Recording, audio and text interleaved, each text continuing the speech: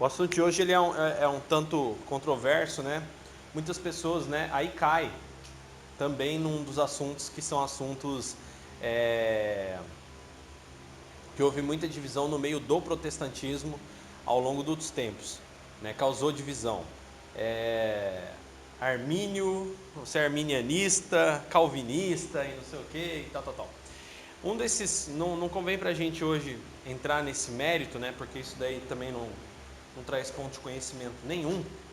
Mas teve uma época que o pessoal começou a divergir. Não, porque nós somos predestinados à salvação. Porque está escrito que nós somos predestinados à salvação.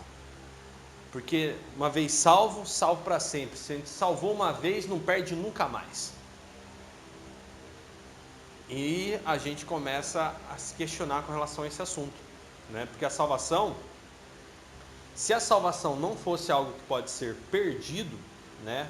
Se não é algo que você pode escapar por entre os dedos, ou haver pessoas dentro da igreja que acreditam estar salvas e chegam no dia do Senhor e não são salvas, Jesus não teria falado o que a gente vai ler aqui, um dos trechos que a gente vai ler, sobre as 5 virgens, as 10 virgens, 5, né, sábias e 5 tolas. Jesus fala num determinado ponto que haviam 10 virgens, né, ele faz uma parábola, ele faz uma figura de linguagem que o reino de Deus é como 10 virgens, 5 sábias e 5 loucas, tolas, né? E ele fala que dessas 10 virgens, 5 que eram sábias, elas tinham azeite e azeite reserva, né? Tinha azeite para si o suficiente. E haviam as tolas que não tinham azeite o suficiente e não se preocuparam. Nossa, entrou aquele bicho gigante lá de novo. E dentre essas virgens aí houveram 5 que realmente só não tinham a reserva, né? Não tinham aquela quantia de azeite o suficiente para que, né, entrasse na festa do noivo e tudo mais. E aí, nessa história que Jesus conta, ele fala que num determinado momento acabou-se o azeite das tolas e elas tiveram que sair de última hora porque escutaram que o noivo estava vindo e acabou o azeite da botija, da lâmpada, e elas começaram a sair para procurar esse azeite. No que elas foram tentar correr de última hora, se ajeitar, o noivo chegou, as virgens que estavam prontas entraram e as outras virgens ficaram do lado de fora, gritando, naquele desespero todo. E Jesus falou que naquele dia haveria choro e ranger de dentes. E Jesus fala sobre a ilustração da igreja com relação a isso. As pessoas que estão preparadas e as que não estão preparadas. Ainda mais ou menos no mesmo trecho, Jesus fala assim, que naquele dia muitos gritarão, Senhor, Senhor, mas em teu nome expulsamos demônios, fizemos, acontecemos, profetizamos, falamos outras línguas, e tal. E Jesus fala claramente que naquele dia olhará para esse e dirá, não vos conheço, apartai-vos de mim, malditos, para o fogo eterno. Então, salvação não é uma coisa permanente. Então a gente entende que a primeira coisa não é uma coisa que hoje eu estou salvo, amanhã eu estou firme e forte, não. A gente vai ler alguns trechos e a gente vai abordar. E existe também, lógico, aquelas pessoas que são extremamente pessimistas, né? Vocês vão ver um trecho tanto aquele que é o que se acha quanto o pessimista, né? A gente tem dois, o presunçoso, né, e o duvidoso. A gente vai dividir isso nesse estudo e vai ver que ambos não são bons. Existem pessoas que já dizem, não, irmão, não, só Jesus sabe quem vai ser salvo. Sim, mas Jesus deixou claro também aqueles que seriam salvos, quais as evidências, aqueles que têm um diferencial aí. Então, é importante a gente entender esses pontos. Antes da gente ler, só agradecer a Deus por esse estudo. Senhor, nós te agradecemos, Pai. Obrigado por hoje estarmos aqui meditando nessa palavra. Deus, em nome de Jesus, que não sejamos nós, mas sim o Seu Santo Espírito operando em nós. Derrama sobre nós a Tua unção, a Tua graça, o Teu Santo Espírito, que possamos servir, ó Pai. Sair daqui mais servos do que entramos. Em nome de Jesus, nós agradecemos, te louvamos por tudo, ó Pai. Em nome de Jesus, amém e amém. Bom, Começando com 1 João 5, versículo 6, diz o seguinte: Jesus Cristo foi revelado por meio de seu batismo na água e pelo derramamento do seu sangue, não só por meio da água, mas pela água e pelo sangue. E o Espírito, que é a verdade, o confirma com seu testemunho. Temos, portanto, 3 testemunhas: o Espírito, a água e o sangue. As 3 concordam entre si, porque cremos em testemunho humano, certamente podemos crer no testemunho de Deus. Peraí, perdi aqui.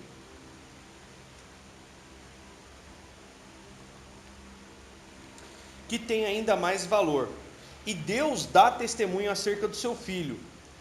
Quem crê no Filho de Deus sabe em seu coração que esse testemunho é verdadeiro. Quem não crê nisso, na realidade, chama Deus de mentiroso, porque não crê no testemunho de Deus acerca do seu Filho. Esse é o testemunho, versículo 11: Deus nos deu vida eterna, e essa vida está em seu Filho. Quem tem o Filho tem a vida. Quem não tem o Filho de Deus não tem a vida. Versículo 13, para encerrar: escrevi essas coisas a vocês que creem no nome do Filho de Deus, para que saibam que têm a vida eterna. Amém? Então aqui João está falando sobre você crer na vida eterna, tá? Então uma coisa muito... Tá terrível, né? O fedidinho. Tá cheio de bicho aqui hoje. Bom, então o que acontece? João, ele nos exorta acerca de nós crermos em Jesus e sabermos que a vida eterna é real. O estudo nosso hoje é para a gente não duvidar disso que existe. Ontem mesmo, né, foi até interessante, eu me motivei a falar sobre isso hoje, principalmente porque ontem terminou aquela novela O Rico e o Lázaro, né? E chega os dois no final da vida deles, na velhice. Conta a história de um rico, né, que a vida inteira se abastou e não ficou nem aí para Deus e tal, tudo mais, amou as suas riquezas. E o Lázaro, que era um mendigo, né? Ele abriu mão das coisas, das circunstâncias da vida e adorava a Deus com todo o seu coração. Não que, lógico, né? Jesus parafraseia isso daí pelo quê? Jesus, em algumas circunstâncias, ele falou: puxa, é tão difícil um rico herdar o reino dos céus. Por quê? Porque eles confiam muito em suas riquezas, né? As pessoas têm um apego muito grande. São raríssimas as pessoas que são ricas, né? E que desprendem do dinheiro, não tem esse apego, né? Geralmente quem é muito milionário e tem desapego não chega a ser realmente milionário. E os que são, faz como alguns exemplos, como o do Bill Gates. Bill Gates é cristão e é milionário, só que ele já está doando 2/3 do que ele tem em vida, então ele se desfaz. E Jesus falava acerca disso, e eu vi ontem, né, o fechamento, e lá eles ilustraram muito bem o momento em que Lázaro morre, vai para o seio de Abraão, que existia na época, e o rico que morre e é levado às chamas, ao inferno, né? E Jesus, que narra isso em Lucas, falando que estava lá o rico no inferno, vendo Lázaro do outro lado de um abismo, e o rico começa a falar com Abraão, pedindo que Lázaro ao menos molhasse a ponta dos dedos e pingasse na sua língua, para que ele tivesse alívio daquela secura e aquele fogo ardente. E Abraão fala: não, isso não é possível, há um vale entre nós, né? Ainda que eu quisesse, existe um abismo entre nós, então eu não posso te ajudar. E ele falou: então faz o seguinte, pede que Lázaro ressuscite, vá até os meus irmãos, meus 5 irmãos lá, e fale para os meus irmãos observar sobre Moisés, sobre os seus ensinamentos, que é real, que é não sei o quê. E Abraão fala assim: não adianta, não adianta nem eu mandar Lázaro lá, porque eles já têm, seus irmãos já têm Moisés e os profetas, ou seja, seus irmãos já têm acesso à palavra. E é interessante, depois até a gente ler esse trecho, eu vou ler, vocês vão ver que é importante que eles leiam, é importante que eles busquem, não só que alguém venha e derrame sobre eles, porque não vai adiantar. Então é necessário que eles leiam e pratiquem. E aí Abraão fala para esse rico, dizendo: não adianta, nem que Lázaro ressuscitasse, eles não creriam, entendeu?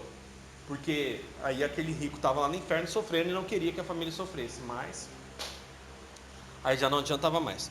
Então o texto básico é esse, né? Para que nós tenhamos a esperança da salvação, a gente vai entender isso.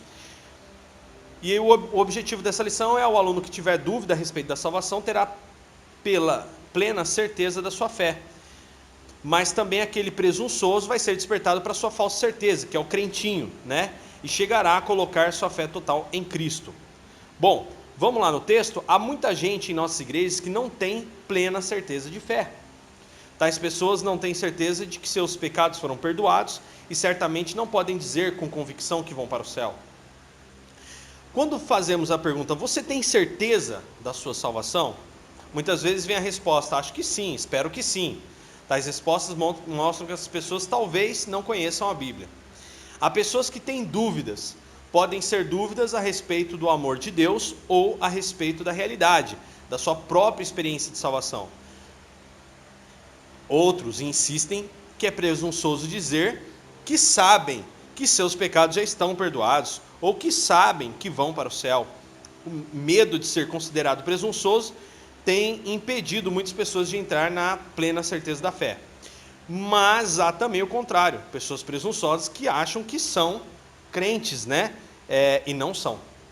Bom, então a primeira parte, o presunçoso. No Novo Testamento está cheio de exemplos de pessoas que pensaram que eram salvas, mas de fato estavam enganando a si mesmas. Vamos no primeiro exemplo aí. Arthur, lê para mim agora o livro de Lucas, né, no Novo Testamento, mas no começo do Novo Testamento aí, Lucas 18, do 9 ao 14.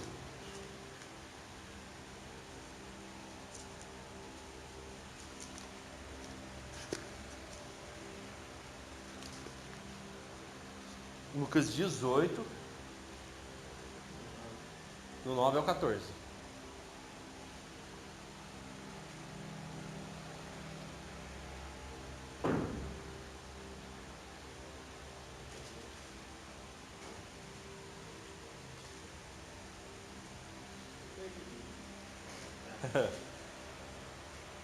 (18) do 9 ao 14. Propôs também essa parábola a alguns que confiaram em si mesmos, por se considerarem justos e desprezavam os outros. 2 homens subiram ao templo com o propósito de orar, um fariseu, o outro publicano.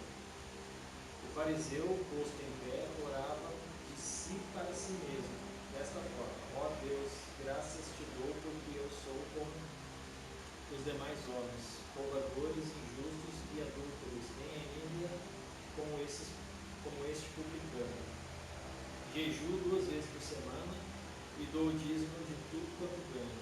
O publicano, estando em pé, longe, não ousava nem ainda levantar os olhos ao céu, mas batia no peito dizendo: ó Deus, se propício a mim, pecador. Se propício a mim, pecador. Digo-vos que este desceu justificado para a sua casa e não aquele, porque todo que se exalta será humilhado, mas o que se humilha será exaltado. Traziam-lhe também as crianças. Só até o 14. Isso. Então olha só que situação. Tinha lá o fariseu era o religioso, né? O religioso estava lá, oh Deus, e o publicano na mesma sinagoga, dentro da mesma igreja. Oh Deus, que bom que eu não sou como publicano. Porque, né, olha o que ele fala. Desonesto, pecador, adúltero, e com certeza não sou como aquele cobrador de impostos, né, que o publicano era cobrador de impostos. Jejuo 2 vezes na semana e dou o dízimo de tudo que ganho. E ele ficava orando em voz alta para todo mundo ouvir isso, né? Enquanto isso, o publicano lá na dele, que não ousava nem abrir os olhos, levantar os olhos lá para olhar para frente, ele batia no peito, ali no canto dele, se arrependendo dos seus pecados. Sê propício a mim, ou seja, tem misericórdia de mim. Então assim, o que Jesus fala aqui? Eu lhes digo que o cobrador de impostos, que foi o cobrador de impostos, não o fariseu, que voltou para casa justificado diante de Deus. Tá? Então é importante a gente entender isso, né? que não é o exaltado, aquela pessoa que, por exemplo, fariseu, vamos ver a condição do fariseu. Fariseu, na época, ele era selecionado para fazer o que ele fazia. Ele era uma pessoa, quem que era o fariseu? Era o mais conhecedor, o cara que sabia os trechos, né, do livro lá da Septuaginta. Ele sabia os trechos até as vírgulas, ele falava principalmente da Torá, a lei de Moisés, né, a lei mosaica principalmente, tá? Então, ele era doutorado naquilo que ele sabia, ele que era a religião. Ele era o pastor, digamos assim. Ele era o líder, entendeu? O fariseu era isso. E o fariseu vai te dar bem que eu não sou como esses daí. E aí o que acontece? Pô, Jesus fala, cara, na verdade, quem alcançou, né, a justificação, e aí a gente entende, né, que a salvação vem pela graça, vem por aceitar a Cristo, vem por essa justificação da qual Jesus fala. E aí o que acontece com o fariseu? O fariseu, se Jesus volta naquele momento para os dois, o fariseu perde. O fariseu morre sem a salvação, corre o risco de morrer sem salvação. Entendeu? Então é importante a gente olhar para esse caso. O segundo caso agora, eu vou até pedir para a Neia ler, Romanos 2, do 17 ao 23. Romanos está um pouco depois aí, RM. Se você vê uma letrinha RM, é Romanos. Romanos 2, e versículo 17 ao 23.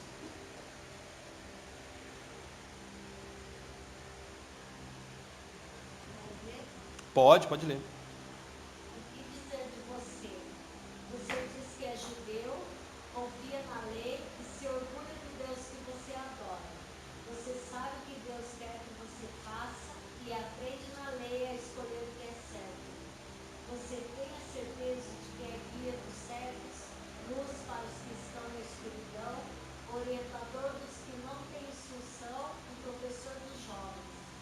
Você está certo de que encontra na lei a apresentação completa do conhecimento e da verdade. Até onde é? Até o 23. Você que ensina aos outros, por que é que não ensina você mesmo? Se afirma que não se deve roubar, por que é que você mesmo rouba? Se você diz que não se deve cometer adultério, por que é que você mesmo comete adultério?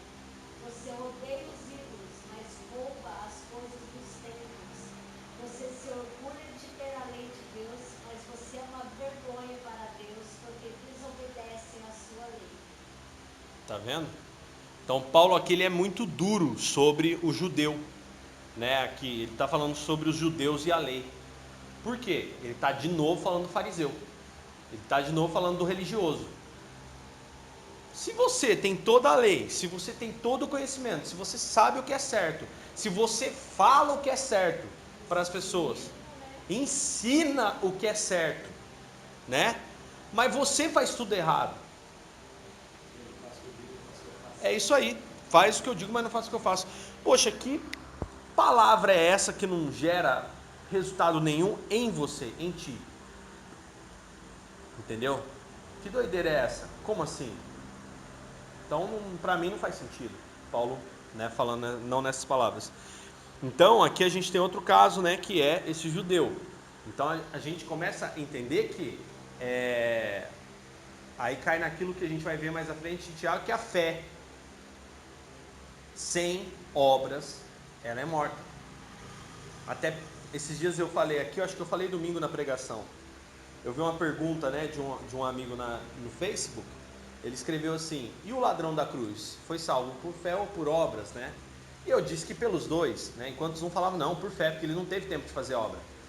A obra de Deus. A obra que se fala na Bíblia, é importante a gente entender que o contexto de Tiago ali, quando ele fala que a fé sem obras é morta em si mesmo, ele está dentro de um contexto, por exemplo assim, quando um irmão estiver passando fome, você vai, chega e a pessoa pede, não, irmão, vai em paz, Deus te abençoe e faz uma oração. A oração não vai tirar fome do irmão. Então é esse o papel da igreja em ajudar, né, essas pessoas. É essa compaixão, né, que a igreja apresenta.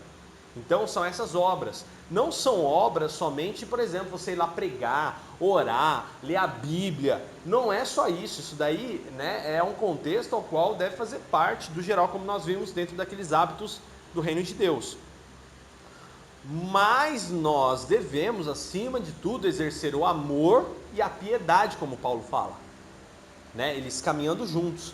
Então, é uma atitude, né, conjunta, é uma atitude conjunta. Isso é importante a gente entender e fazer.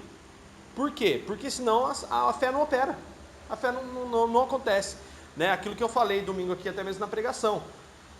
É a nossa atitude, o nosso jeito alegre, feliz, descontraído, é a nossa forma diferenciada, honesta, ainda mais hoje em dia, né? Puxa, como tá fácil, né? Tá fácil você falar de Jesus. Por quê? Porque tem tanto picareta, ladrão, sem vergonha, igual hoje. Eu ia até comentar, mas falei, nem compensa comentar nesse montoeiro. O cara botou uma foto assim de um monte de pacote de R$100 no meio do mato e colocou assim: e aí, se você achasse, cata ou liga pra polícia, né? Cara, sem nem pensar, 10 comentários dos 10, eu catava, tô nem aí, achado não é roubado.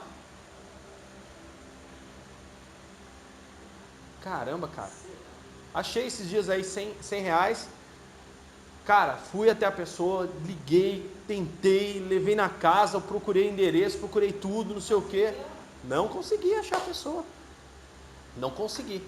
Mas o que eu fiz? Eu fui devolver para a pessoa, entendeu? Fui devolver para a pessoa. E aí que, poxa, as pessoas não estão nem aí, entendeu? Achei lá um montão. Gente, não é normal, você acha pacote de R$100 lá. Poxa, eu sei que cada pacote lá devia ter pelo menos uns 2, 3 mil reais, o pacote que estava lá, na foto. Gente, pelo amor, não faz sentido eu querer um dinheiro desse. Entendeu? Aí você cata, a pessoa vê que você catou, você arruma uma encrenca gigante para tua vida, porque esse dinheiro não é seu. E é impressionante como 10 pessoas concordaram unanimemente que cataria mesmo. Porque se desse para a polícia ia ficar com o dinheiro. Porque se desse para não sei quem, ia ficar com o dinheiro. Ia não sei o que, entendeu? Gente, é absurdo a desonestidade, né? Até mesmo como aquela intenção positiva que a gente falou aqui do pecado. As pessoas julgando isso correto. Então é importante a gente entender esse contexto que a fé sem obras é morta em si mesma. Assim como o fariseu ensina, mas não pratica, não resolve, né? E até mesmo teve um chamado Beda, que depois foi também chamado São Beda, né? Ele tem um princípio de sabedoria que ele diz que são indicadores de fracasso. E um dos indicadores de fracasso é você não praticar o que se ensina. São Beda fala. Ele fala que um dos indicadores de uma pessoa fracassada, que uma pessoa já tem fracasso tanto, né, imediato quanto futuramente, é o fato dessa pessoa não praticar o que ensina. Seguindo aqui, Mateus agora, vou ler com vocês, 7, outro caso agora, do 21 ao 23, verdadeiros discípulos, que é onde eu falei para vocês aqui, né, agora há pouco. Mateus 7, do 21 ao 23, Mateus 7 está dentro daqueles ensinamentos do Sermão da Montanha, tá?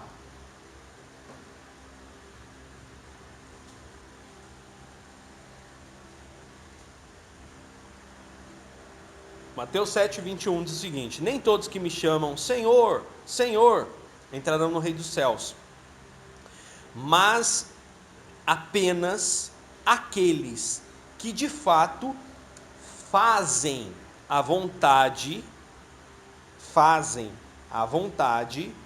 do meu Pai que está no céu. Versículo 22. No dia do juízo, muitos me dirão: Senhor, Senhor, não profetizamos em teu nome, não expulsamos demônios em teu nome e não realizamos muitos milagres em teu nome? Eu, porém, responderei: nunca os conheci. Afastem-se de mim, vocês que desobedecem à lei. Aqui no estudo, né, nem obras impressionantes, né, como essa que a gente viu, são evidência suficiente de pertencer a Cristo.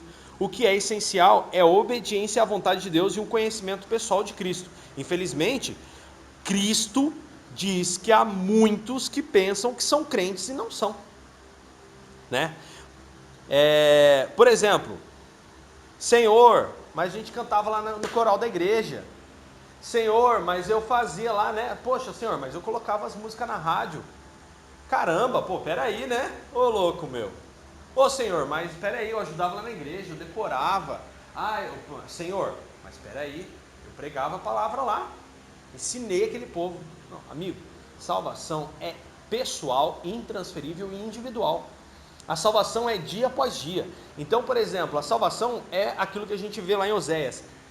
Seguir, né, conhecer e prosseguir em conhecer ao Senhor. Não é só um dia. A gente está aqui justamente para conhecer e mais de Deus. Por quê? Porque a salvação pode escapar pelos dedos.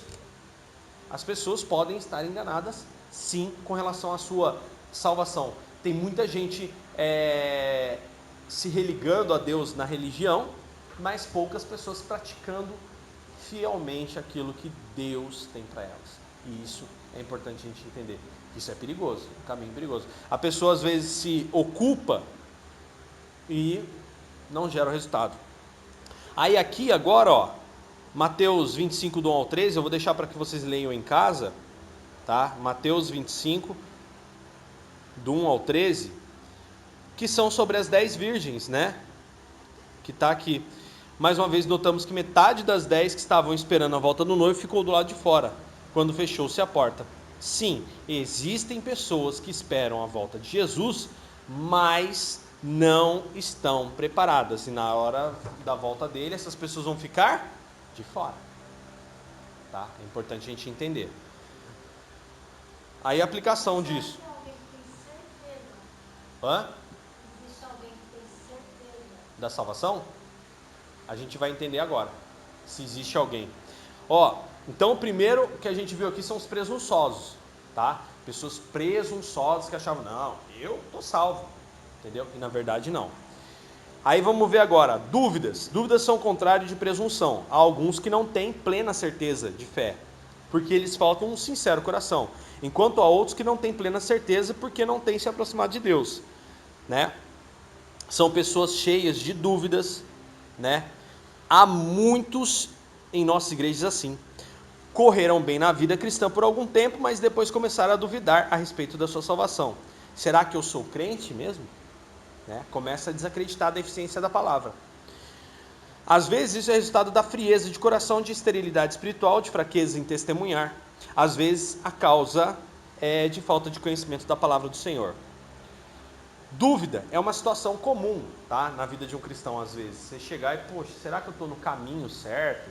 Será que eu estou fazendo o que é correto? A dúvida ela vem, entendeu? A dúvida ela vem muitas vezes para te testar, para você ver se você está firmado, principalmente na palavra. Principalmente na palavra. Por quê? A própria Bíblia diz que o coração do homem é um coração enganoso. Lá em Jeremias, se eu não me engano, fala que maldito o homem que confia no homem e faz da força do seu, né, da força do seu braço a força do seu poder, que confia na sua própria força. Diz ainda, né, eu não lembro agora exatamente o trecho, justamente isso que eu estou falando, que o coração do homem é enganoso. A vontade humana é enganosa, o caminho é enganoso. Uma coisa que eu dioturnamente eu me pego, não duvidando, mas questionando, fazendo cheques com a palavra de Deus, se o que eu estou vivendo é isso. Por quê? Porque eu não posso confiar no meu coração. Eu não posso me impressionar pela vista.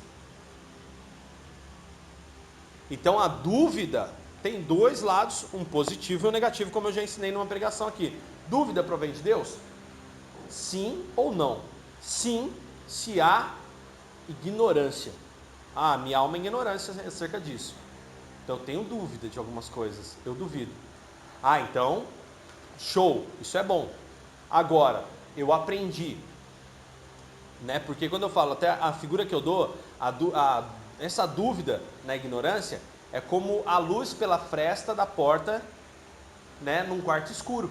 É 50% do caminho. É a vontade de ir à luz. É a vontade de conhecer. Então, por exemplo, todo processo de dúvida, ele é 50% do caminho. E aí? Porque você começa a se questionar. E o questionamento leva ao aprendizado. E o aprendizado leva ao conhecimento. E o conhecimento praticado leva ao resultado novo e a uma vida transformada. E aí o que acontece agora? Existe uma dúvida maléfica, que é o que a gente vai abordar um pouco, que é essa dúvida sobre, poxa, eu sei quem é Jesus, eu creio no seu poder, eu já pude ver a transformação, principalmente interna, coisa que eu não sabia lidar anteriormente, hoje eu sei, e por assim dizer. E o que acontece? Poxa, eu duvido. Eu sei que o nome de Jesus tem poder e eu duvido. Então isso daí é ruim. Que foi o que aconteceu com Pedro, né? Numa passagem, uma dúvida de fé aqui em Mateus 14 e 31. Mateus 14 e 31 diz o seguinte, né? Quando Pedro foi andar sobre as águas, né, com Jesus. Vamos no 29 para dar mais sentido. Venha, respondeu Jesus, e então Pedro desceu do barco e caminhou sobre as águas em direção a Jesus. Versículo 30 agora. Mas quando reparou no vento forte, nas ondas, ficou aterrorizado ou atemorizado. Começou a afundar e gritou: Senhor, salva-me. E aí, no mesmo instante, Jesus estendeu a mão e o segurou. E a resposta dele: homem de pequena fé, ou como é pequena a sua fé, disse ele, por que você duvidou? Tá? Então, é interessante a gente ver que tem hora que duvidar é bom. Por exemplo, eu tenho um exemplo em Atos, como a gente estudou aqui, da igreja de Bereia, que tudo que chegava novo neles, eles olhavam, tá, mostra, prova isso aí para mim então, esclarece isso para mim, eu não entendi muito bem, eu tenho dúvida. Então, Paulo elogia os bereanos, por quê? Os bereanos, eles eram dedicados e não aceitavam qualquer coisa que lhes impunha. Excelente. Só que uma vez que você conversou, chegou num pleno entendimento e eles esclareceram dúvidas que eles até mesmo talvez tinham acerca da palavra, eles aceitavam de bom coração e transformavam seu entendimento com relação aos ensinamentos que Cristo deixou. Então, a dúvida ela é boa, mas ela também é ruim. Aí a gente tem um outro caso em João, pode abrir aí João 20, sobre dúvida também, que é o caso de Tomé. Tomé é impressionante, né? Jesus apareceu aos discípulos e apareceu a Tomé.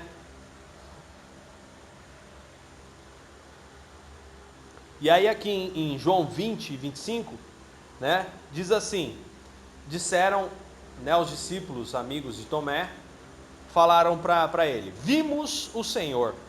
Ele, porém, respondeu, não acreditarei se não vir as marcas dos pregos em suas mãos e não puser o dedo nela e minha mão na marca do seu lado.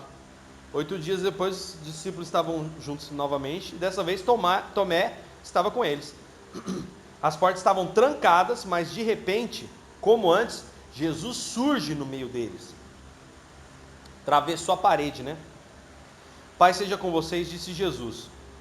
Versículo 27. Então disse a Tomé, põe seu dedo aqui e veja as minhas mãos. Põe sua mão na marca em meu lado. Não seja incrédulo, creia. Meu Senhor, meu Deus, disse Tomé. Então Jesus lhe disse, você crê porque me viu? Felizes são aqueles que creem sem me ver. Entendeu? Então Tomé duvidou, né? Duvida mais que Santo Tomé, né? Como o povo diz por aí. Tomé duvidou. E detalhe, uma coisa que é importante a gente falar aqui, Jesus durante todo o tempo, durante toda a sua pregação, Jesus chega e fala assim, olha, eu vou sofrer, o Filho do Homem será morto, será castigado, mas ao terceiro dia ressuscitará, e eu vos encontrarei na Galiléia. Ó, vai para lá que eu vou encontrar vocês lá. Vai para lá. Então Jesus, vamos analisar a situação de Tomé. Tomé tinha as instruções. Tomé tinha o conhecimento. Tomé sabia o que era para fazer. Tomé sabia onde era para ir. E aí, quando acontece, né, ele duvida até do relato dos amigos. Não, para. Só acredito se eu ver, se eu botar a mão nele. Parece. Desde o começo, né? Nunca acreditou. Ele nunca acreditou. Então, o que acontece? Dúvida. Agora os primeiros crentes em Antioquia, Atos 11, 23. Barnabé exortava a todos que com firmeza de coração permanecessem no Senhor, porque reconhecer que eles tinham a tendência de vacilar na fé, tá? E aí, né, aqui Atos 11, 23, os primeiros crentes de Antioquia. Barnabé exortava a todos que com firmeza de coração permanecessem no Senhor. Ele sabia que o povo era difícil, que o povo misturava o conhecimento, que o povo demorava para conhecer. Então, era importante que Barnabé refrisasse isso para aquelas pessoas não duvidassem, não duvidem, porque a dúvida é um ponto perigosíssimo para quem já tem o pleno conhecimento de Cristo, né? Para aquelas pessoas que realmente já optaram por Cristo. E aí o que acontece? Aqui, causa de dúvida, né? Pô, Daniel, por que as pessoas têm algumas dúvidas? E aqui eu separei alguns casos. Primeiro, um começo falso. Começo falso. O que é o começo falso?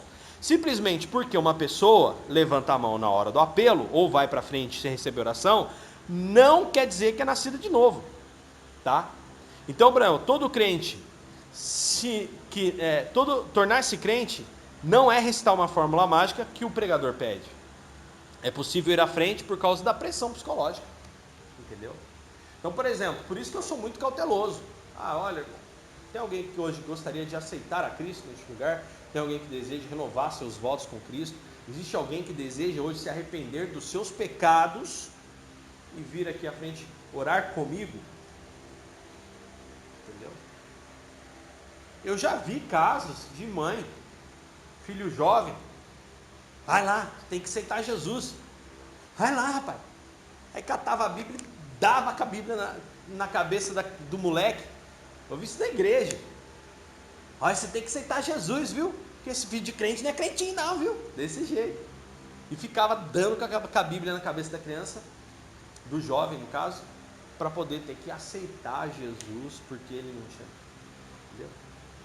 Cada um, né, responde por si próprio. Então, salvação, a busca pela salvação, não deve ser dessa forma. O início com Cristo, né, eu vejo isso, né? A gente já passou uma época que, eu ficava feliz, cada culto salvava 2, 3 pessoas, 5 pessoas numa reunião, e eu, glória a Deus, aleluia, Senhor. Nego. E há 1 mês, 2 meses, no terceiro mês, quando, como diz, né, Jesus fala, né, as 4 sementes lá.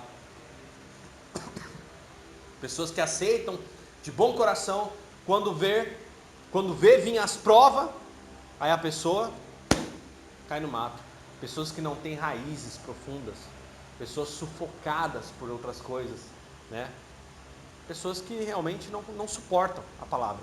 Então, por que dúvida? Existem pessoas que têm dúvida dentro da igreja porque a pessoa nunca aceitou a Cristo.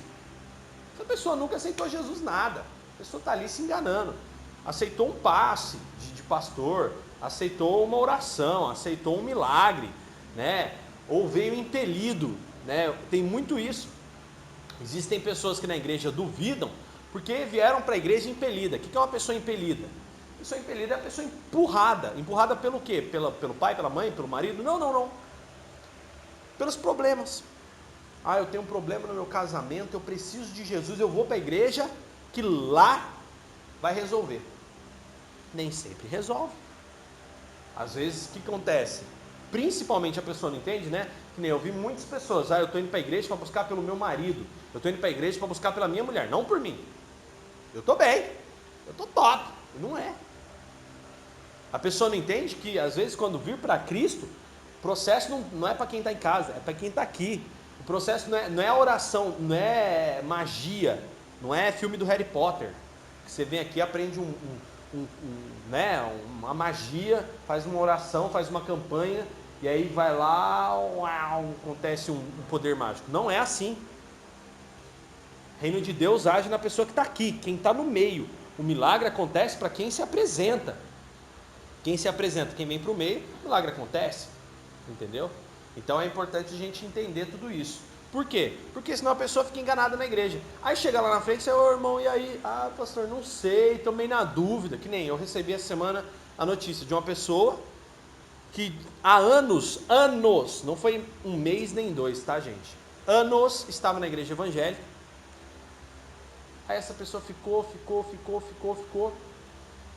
Aí de repente, depois virava e mexia, tinha, né, seus altos e baixos, ia quando queria, não tinha aquele comprometimento, nunca teve comprometimento.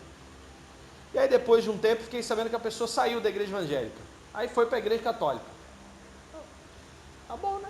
A pessoa quer voltar, tem que ir onde se sente bem, né mesmo? Mas, beleza. Crença totalmente diferente. Hoje a gente vê, né, que o cristianismo é totalmente diferente do catolicismo em diversos pontos. Mas tudo bem. Beleza. Agora, recentemente, recebi a notícia que a pessoa está envolvida com magia negra, com espiritismo barra pesada.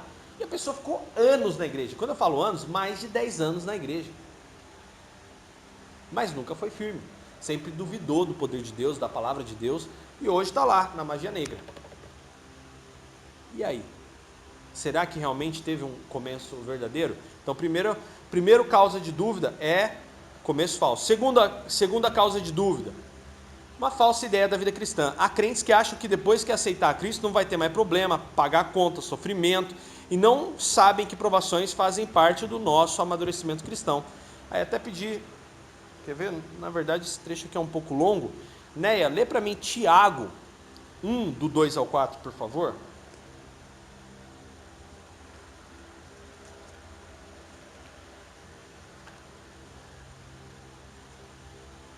Tiago está num daqueles últimos ali. Hã? 1, do 2 ao 4.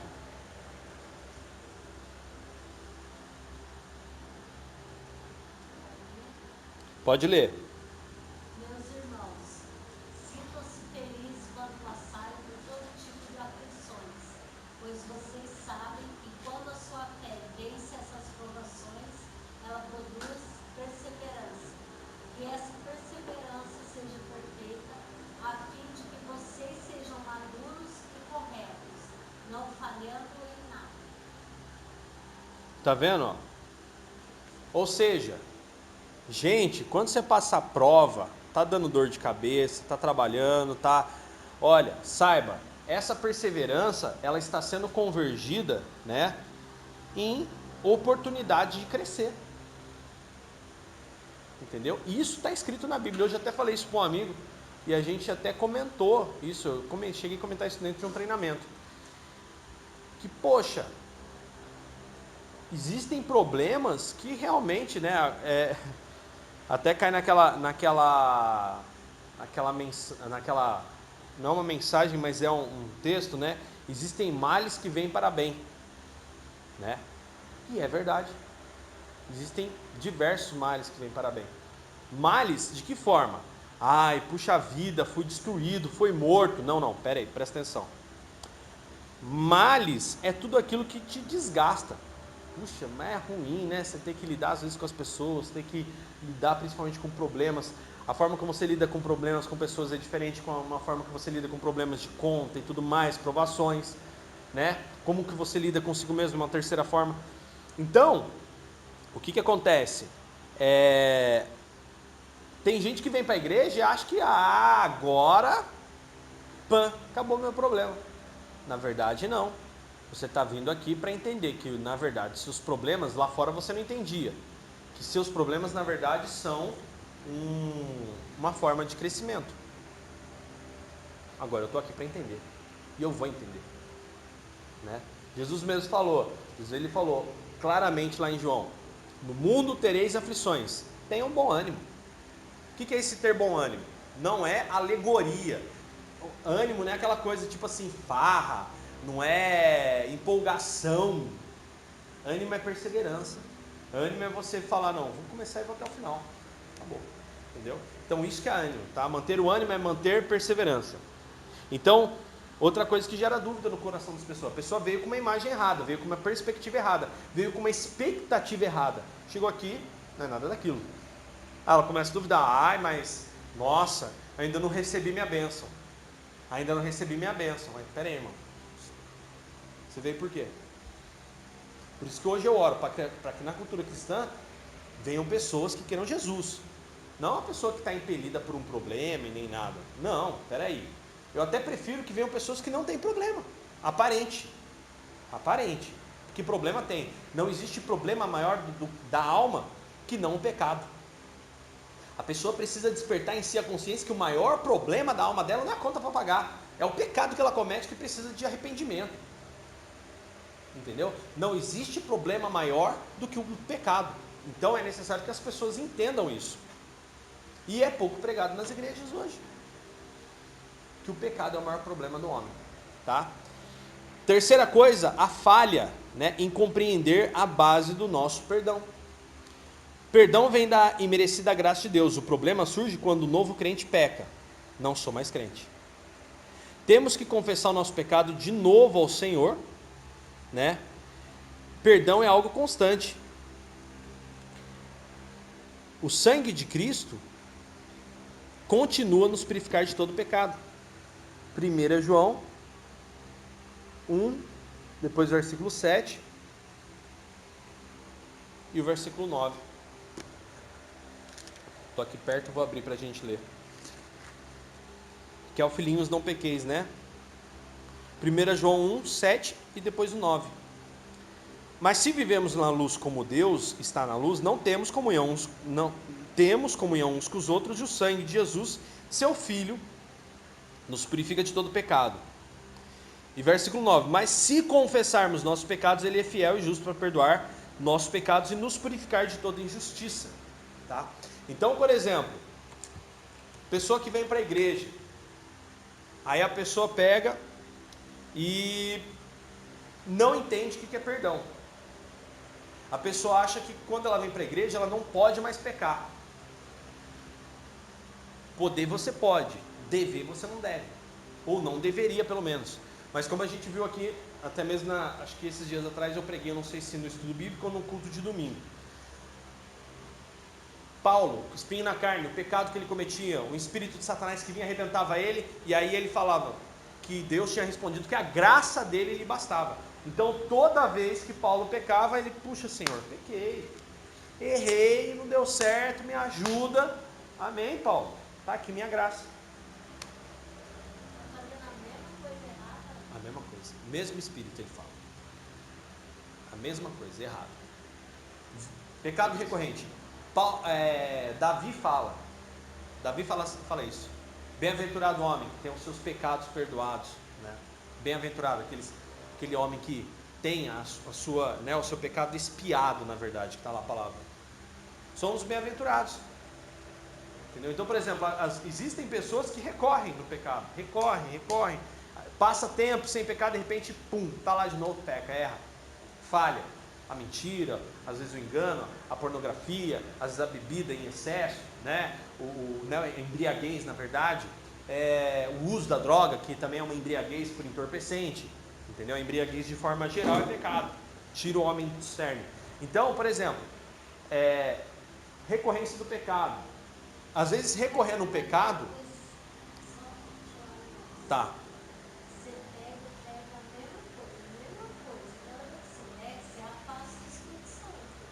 Aí você recomeça tudo de novo. Arrependimento, ele vem e começa de novo aquele processo. Tá?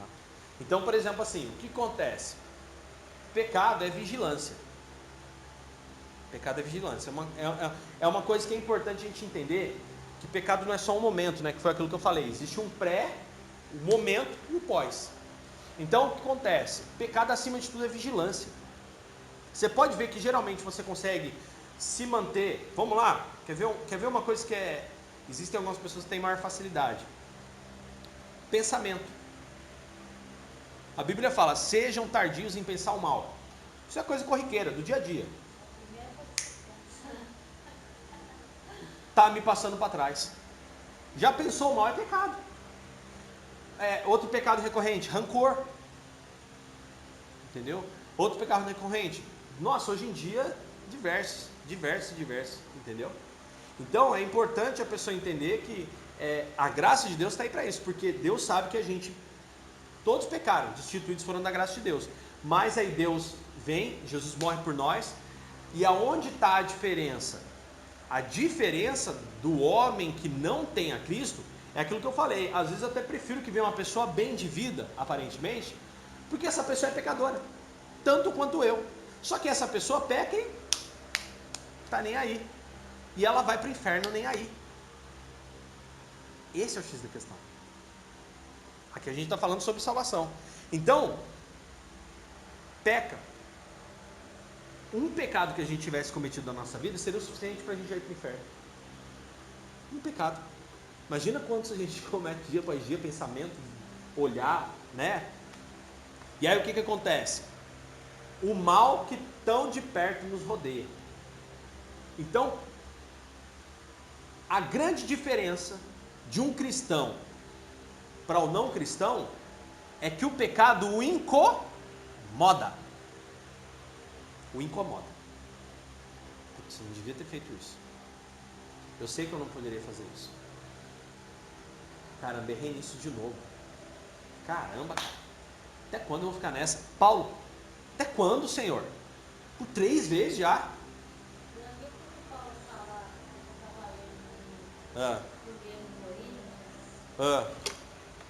Ele fala, ele é bem duro, né? Ele fala, eu trato meu corpo duramente e obrigo a ser completamente controlado, para que depois de ter chamado outros para entrarem na luta, eu mesmo não venha a ser eliminado dela. Você está vendo? A todo momento ele tem uma luta ali, com ele mesmo, para que eu não caia. Entendeu? É totalmente nesse contexto que a gente está estudando. Então, essa afirmação de Paulo é importantíssima para a gente entender que a salvação pode ser perdida. Você pode se perder no caminho. Paulo, ele tem outras afirmações, né? Ele tem a afirmação, aquele que está de pé, cuide para que não caia. Entendeu? É um trabalho. Você acha que dá trabalho ficar de pé? Aliás, você acha que dá trabalho se levantar? Dá trabalho é ficar de pé, meu irmão. Se levantar, aceitar Jesus, vinha fácil. Agora, quando você está no caminho sério, difícil é ficar de pé. Por quê? O que é melhor? O que faz mais barulho? Alguém que já está caído ficar no chão, ou alguém que está de pé bater no chão? Alguém que está de pé bater no chão gera muito mais barulho, dá mais escândalo, dá mais ibope. Então o Satanás investe nisso. Entendeu? É uma coisa importante que a gente tem que entender. Então, a base do nosso perdão é graça. Todos pecaram, destituídos foram da graça de Deus. Ponto. Ninguém teria acesso a nada. Mas como o Senhor é um Deus bom, um Deus fiel, Ele derrama sobre nós todos os dias. Aí, aquele pecado que eu cometi antes, cometi quando uma pessoa, eu vou na igreja, aquele pecado me chateava. Se você cometeu na ignorância, sim. Se te incomoda hoje, aí começa a ficar esperto com isso. Começa a ficar esperto. Se te incomoda hoje, putz, cara, me incomoda isso. Me incomoda. Se te incomoda, vai lá e tira. Pede perdão. A pessoa, ó, pode parecer grilo meu, mas uma vez eu fiz isso. Hoje eu sou uma nova criatura. Quero pedir perdão para você por isso. Você não está perdendo nada com isso. Simplesmente está testificando a fé de Cristo em você. Entendeu? Que nem, por exemplo, esses dias mesmo eu vi o testemunho de uma senhora que até veio aqui na igreja e tudo. Ela falou, puxa, o senhor falando sobre pecado, tudo, eu abri um parênteses na minha vida, que eu tive muito problema com a minha mãe e tal, minha mãe ainda é viva tal, e eu tinha uma repulsa tal. Eu falei, vamos lá, como é que é hoje esse relacionamento?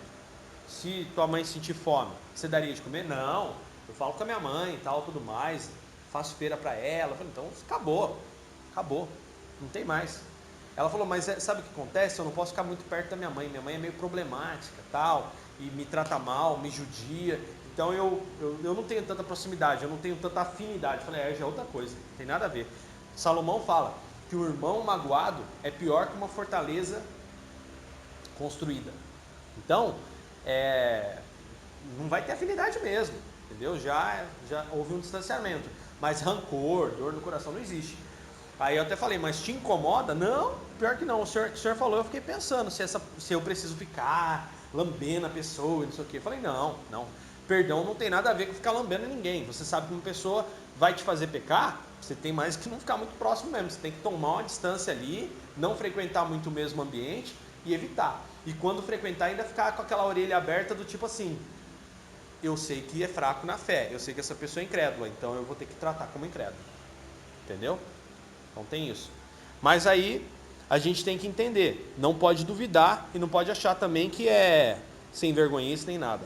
Que é essa falha em compreender a base do nosso perdão. E por fim, existe a falha em apropriar-se dos meios da graça, né? Deus tem providenciado os meios pelos quais a alma pode ser abençoada. Mas se o crente começar a negligenciar a leitura da Bíblia, a oração, culto na igreja, vai esfriar na fé e vai duvidar da salvação. Entendeu? Vamos ver aí Hebreus.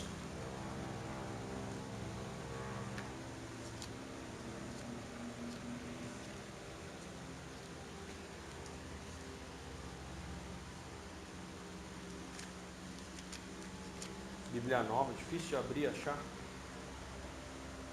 Está lá no finalzinho, próximo de Tiago também, HB, Hebreus. Hebreus 10. Hebreus 10 e 25. Está escrito assim, ó. Não deixemos de nos reunir, como fazem alguns, mas encorajemo-nos mutuamente, sobretudo agora que o dia está próximo. Tá? Não vi ainda. Aí eu gostei que um grupo da pessoa numa fogueira, você tira a brasinha aí. Tem muita gente que quer ficar em casa. Não. Né? A brasa apaga. Apaga. Quando ela vai chegando perto, ela acende de novo. Gente, é impressionante. Por quê? Porque é importante nós entendermos que estar junto, orar, ler a palavra, sem isso, acabou. Eu sempre costumo dizer, né, uma pregação que eu já fiz há muito tempo atrás, da casa. Existem 3 coisas que são diferentes no cristão: a fé, a oração e a palavra. A nossa fé é em Cristo Jesus, a nossa oração é para esse Cristo Jesus e a palavra que nós aprendemos vem dele para praticarmos. Então, se eu não tenho a fé, a oração e a palavra...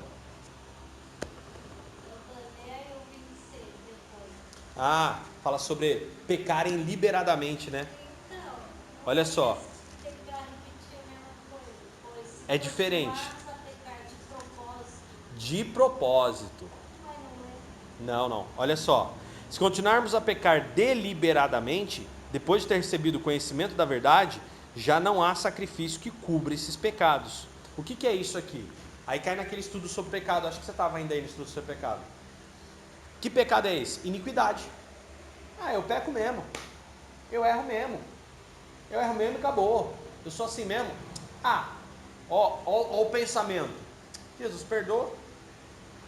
Entendeu? O pensamento de Paulo não era aquele pensamento. Quando ele pecava, ele não pecava com o coração assim, vou pecar porque Jesus perdoa. Não. O que a gente tem que entender é que a gente é humano e sempre vai pecar. Sempre. E existem pecados que você vai eliminar, vai ter um ali que raiva, cara. Que eu consigo sair desse ponto aqui? É nesse ponto, eu já arrumei tanta coisa, mas nesse ponto aqui, cara. E você vê que existe luta. Luta constante contra isso. Aí de repente você vai pro guerra. Bocão. Entendeu? E aí o que acontece? Você tem que lutar contra isso. Você não pode se render. Você não pode se entregar. Você não pode abaixar a guarda. Você não pode desistir. Você não pode se conformar. Essa é a palavra. Aqui ele fala de um pecado deliberado. Entendeu? Um pecado que é assim, tipo, tô nem aí, azeite. Azar desse negócio. Então aqui ele fala, poxa, vocês estão aprendendo, mas não estão praticando. A graça não vai ter efeito, porque aí, por que a graça não surte efeito? Porque para que a graça surta o efeito esperado e desejado, é necessário que você pratique o que você está lendo. E aí não vai dar certo se você não viver.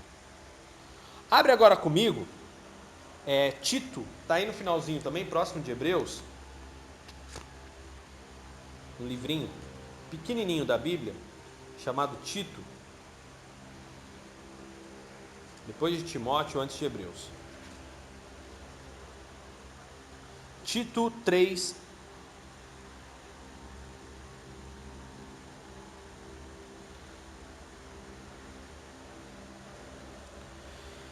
E aí, Dani? Certeza da salvação? Vamos ler os trechos que falam sobre salvação. Primeiro trecho. Tito 3, versículo 4, né? Na verdade, versículo 3.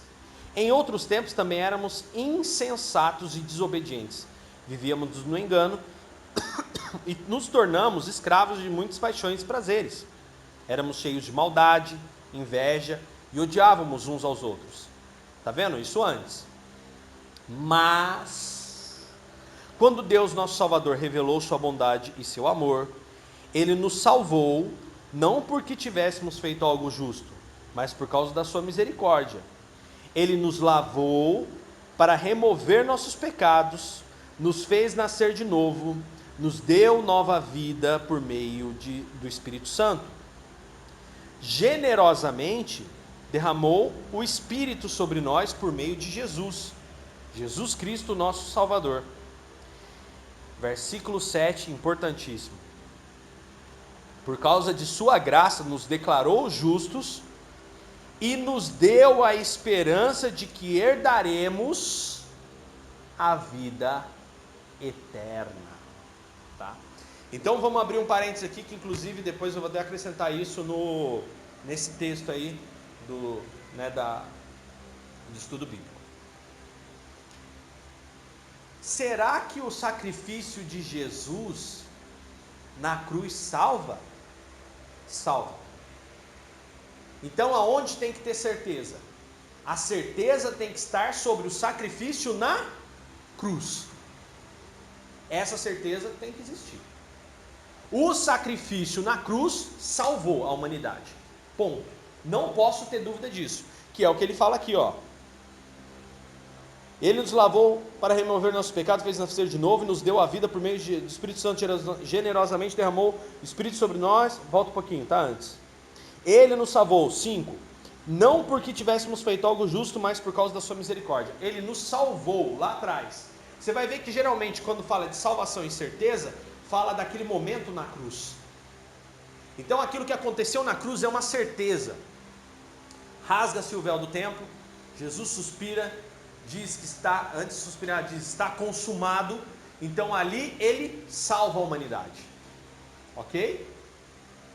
Então se alguém perguntar para você assim, olha, você acha que Jesus salva? Salva. Disso eu não tenho dúvida. E você, está salvo? A Bíblia diz que por causa da sua graça nos declarou justos e nos deu a esperança de que herdaremos, ele sai do passado e agora ele vai para um futuro. Quanto a Jesus, salvou. Mas ele agora nos deu uma esperança com essa salvação. Então o que acontece? Aí onde está a beleza do negócio. O que Jesus fez é perfeito. Eu não tenho dúvidas de que a gente é salvo por aquele processo, que é a cruz. Essa cruz gera no presente uma esperança. Por causa da cruz de Cristo, agora eu tenho uma esperança. Que esperança é essa? Agora vai para o futuro. A esperança da vida eterna. De viver eternamente. Entendeu? Como é que funciona isso? Então, por exemplo, quando se fala de cruz, salvou, está salvo. Quando se fala do presente, esperança. Vivemos hoje uma esperança. E quando se fala do futuro, uma esperança de vivermos eternamente. Uma esperança. Por quê? O que depende de Cristo, ponto. E o que depende de nós? Depende do nosso esforço. E aí que mora o diferencial disso tudo.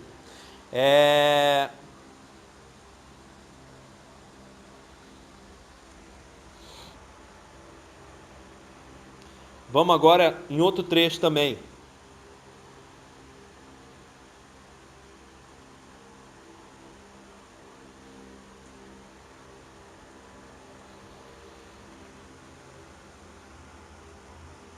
Romanos 8.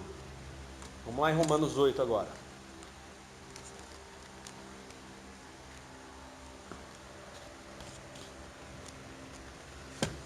Romanos capítulo 8.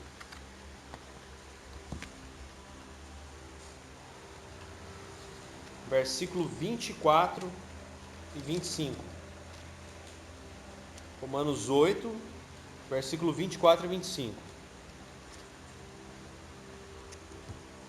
Aí fala sobre aquela glória futura que a gente até leu, né?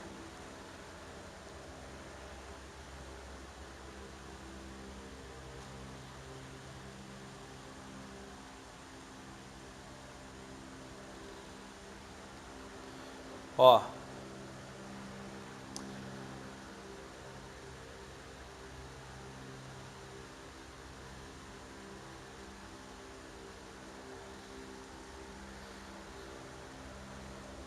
Recebemos essa esperança, e você vai ver que no contexto anterior a gente já leu em outros momentos que é acerca da salvação e a glória futura ao lado de Cristo. Recebemos essa esperança quando fomos salvos. Olha lá, ó, de novo aponta para o passado. Fomos salvos. Lá atrás eu fui salvo, na cruz. Existe salvação lá.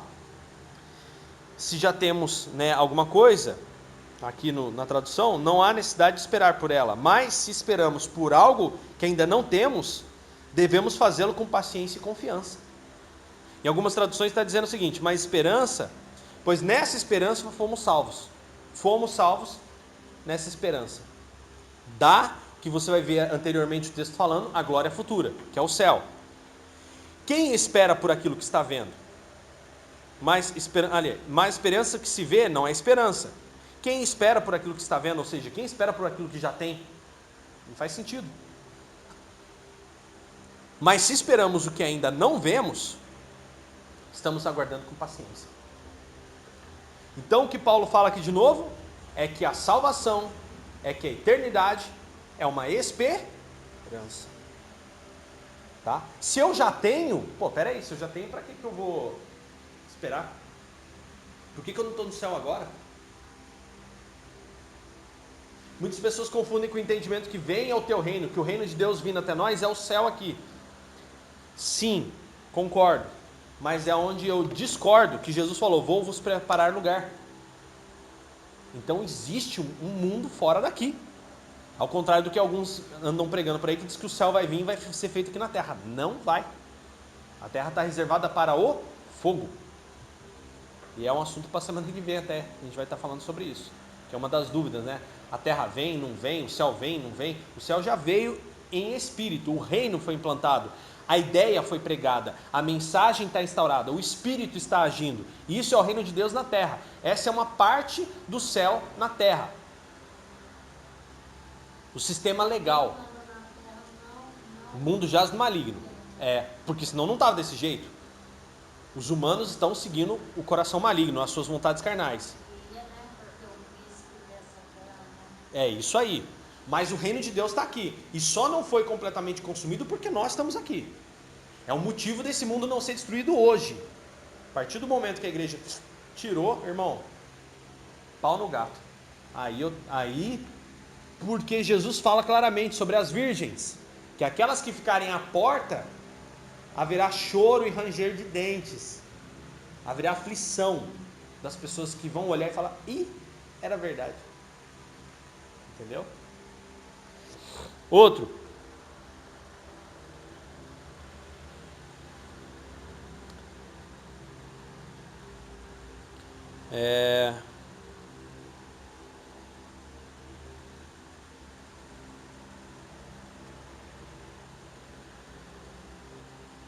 Colossenses. Vamos lá em Colossenses agora, mais uma.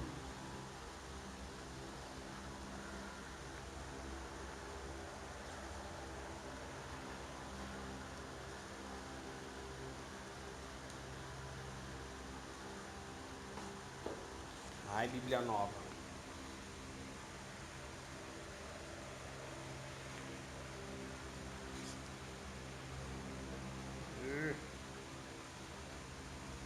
Parou, aí. Eu vou para cair, ele passa. Eu volto para pegar, passa. Vamos lá. Ele é bem pequenininho. Colossenses 1, versículos 4 e 5. Diz assim, ó. Vamos a partir do versículo 3. Sempre oramos por vocês e damos graças a Deus, o Pai do nosso Senhor Jesus Cristo, pois temos ouvido falar de sua fé em Cristo Jesus e de seu amor por todo o povo santo. Versículo 5. Que vem da esperança confiante naquilo que lhes está reservado no céu. Vocês têm essa expectativa desde que ouviram pela primeira vez a verdade das boas novas, tá? Então, isso é importante a gente entender, já deu para entender claramente aqui, né? Que a salvação é uma condição de esperança, né?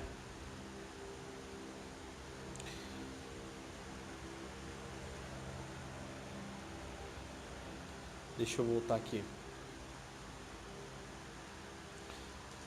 Ficou aberto. Vamos lá. Vou puxar um outro trecho aqui. Pior que eu não trouxe minha Bíblia de estudo, mas eu vou puxar esse trecho.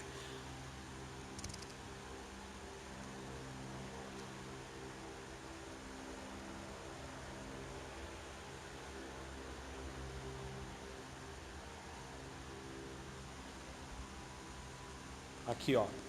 1 Tessalonicenses. Agora a gente vai voltar lá em Tessalonicenses. Tessalonicenses é um dos livros que mais fala sobre esse assunto, tá, gente? Tessalonicenses tem textos que falam sobre o fim dos tempos, fala sobre a salvação. 1 Tessalonicenses 5 e 8.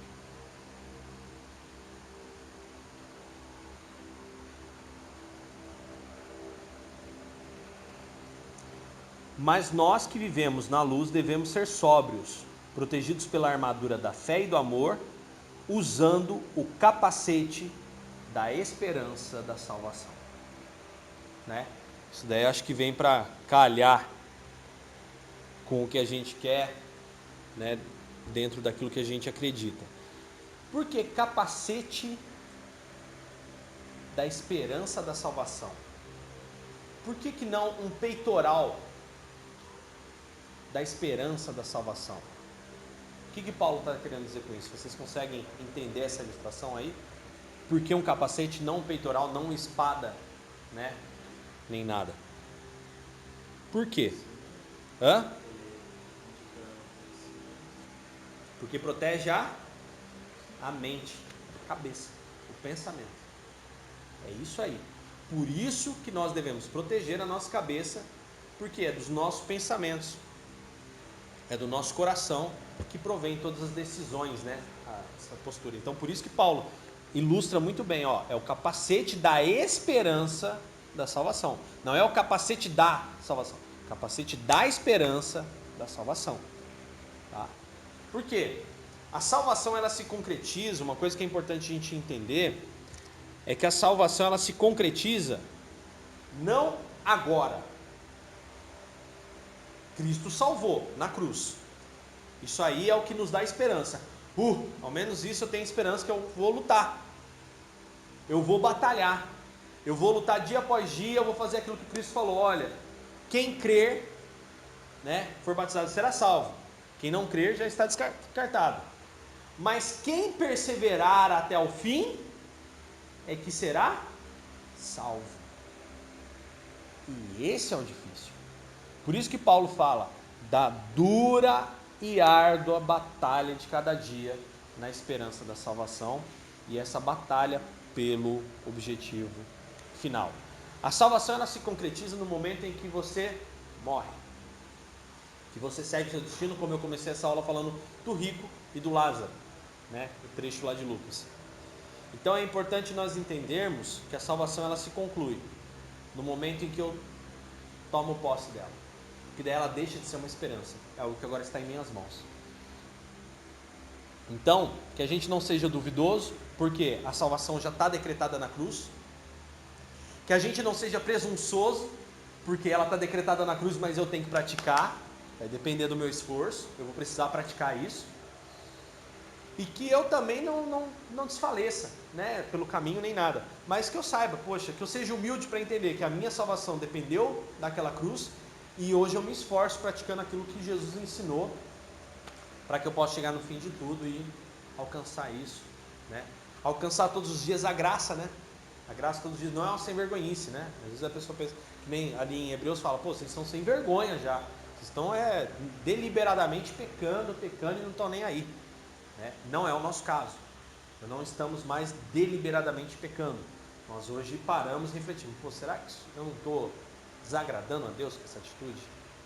Ou será que em seu lugar, né? Aí torna para aquele livro que até acho que eu mandei no grupo uma vez.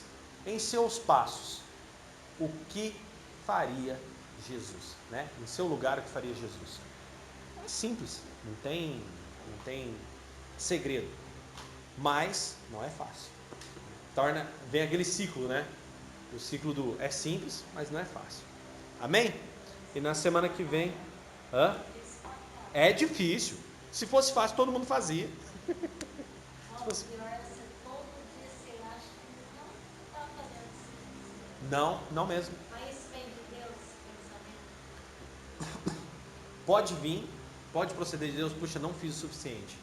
Pode, mas você não pode também transformar isso em insatisfação, tá? Você não deve se conformar, é o equilíbrio, né? Nem para pender para lá, nem para cá. Você não deve se conformar com, tá bom, porque você entra numa zona de conforto vai fazer com que você tombe para trás, mas você também não pode se tornar uma pessoa, né, insatisfeita, porque a insatisfação também gera falta de prazer. Você para de ter prazer, pô, eu não consigo mesmo, larga a mão, entendeu? O quê? Tá parecendo minha voz. E na semana que vem vamos falar se o céu vem para a terra ou não vem.